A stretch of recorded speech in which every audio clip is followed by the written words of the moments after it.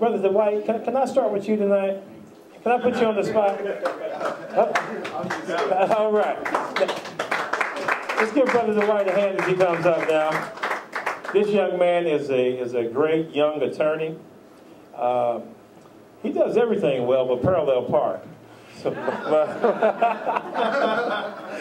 but he's a super person to know, and he's going to talk a few minutes about how Judge has affected his life.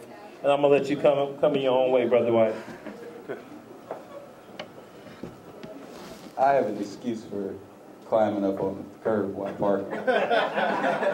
I was rushing in here to get this fine food and meet these great people. No, I was excited when I thought about it. I talked to my wife earlier and I said, well, I want to remind you I won't be home till later because I'll be at the meet and greet fundraising event for Judge Shake. And then she said, well, she asked about dinner. I said, well, you don't really have to worry about dinner. Well, I said, I'm going to James Linton's spot.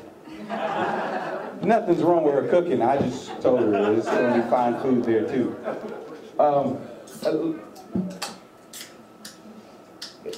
I've been knowing Judge Shake for quite some years. I mean, actually, I thought about it the other day. We actually go back to 2002. I had just been here a year after undergrad, and I met Judge Shake. And as I've stated to folks before, he gave me an opportunity to work for him in the court system, knowing that I wanted to leave grad school and go on to law school. But I thought, in thinking about what Judge Shake has done more, it's not just me that he's affected a lot of people around him, and his heart goes into it. He gives you the benefit of a doubt if you come to him and you say, I want to progress in life, I want to be something. And so, you know, he's met a lot of you all. He shook a lot of you all's hands. But I want to tell you, I'm the person that's after the handshake. A lot of people will shake your hands, and you can read that it's election season. You can read that they want something. But what you want to wait for is to see what comes after the handshake. That's right. Well, I'm standing here to tell you I'm after that handshake. After he told me, if you need anything while you're in law school, you give me a call. And so without boring you with any of my life's details, I just tell you, I ended up working for him during my academic year while at IU Bloomington's law school. And I can't tell you how exciting it was when it was time for me to apply for jobs.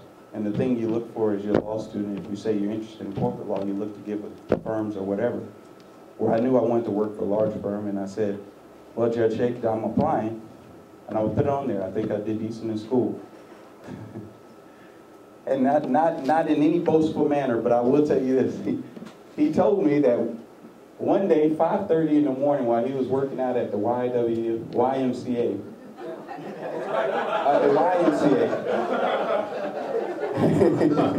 I almost messed that one up. The YMCA, he said an attorney who actually was working out with him asked about my decision, knowing that his law firm had an offer out to me. And it made me feel good because it made me feel like I was wanted, but it also affirmed that I was in the right place. And so now today, going into my third year of practice with Wyatt, Tarrant, and Combs, I can say that Judge Shake, he kept every promise that was after his handshake. And I have to add his wife too, because she wasn't just a bystander, she was part of that.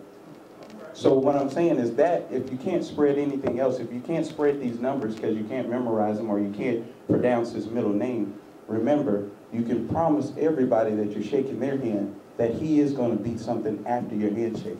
There will be something after his handshake. So remember that, and I hope you all enjoy it. Thank you, Mr. Linton, for putting me on the spot. But we appreciate you.